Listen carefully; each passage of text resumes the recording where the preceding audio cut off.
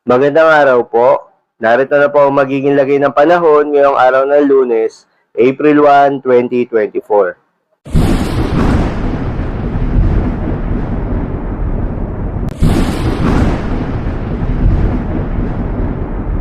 Sa kasalukuyan at ayon sa pag-asa, itong ridge ng high pressure area ay nag-e-extend over the eastern section ng northern at central Luzon. Kaya asahan sa specific na mga lugar yung less cloud development. Dahil dito, asahan ang mababang tsansa ng mga pag-ulan. Magandang balita naman dahil ayon sa pag-asa ay walang binabantayan na low pressure area o bagyo sa loob at labas ng ating Philippine Area of Responsibility na maaaring makaapekto sa ating bansa. Ngunit sa ating long range forecast nga ay may namamataan na sama ng panahon na maaaring magpaulan sa bahagi ng Mindanao ngayong darating na weekend. Pero ating pa ring babantayan na magiging development nito kung matutuloy o hindi.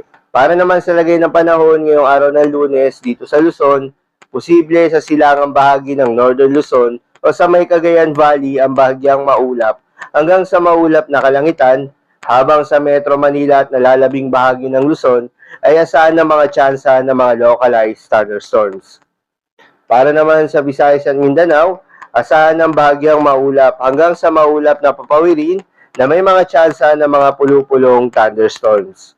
Para naman sa lagay ng mga dagat baybayin, ayon sa pag-asa ay wala namang nakataas na gale warning sa anumang seaboards ng ating bansa. Kaya naman malayang makakapamalaot yung mga kababayan nating mangingisda at yung may mga maliliit na sasakyang pandagat. So, yun lamang po para sa lagay ng panahon ngayong araw ng Lunes. Keep safe, everyone.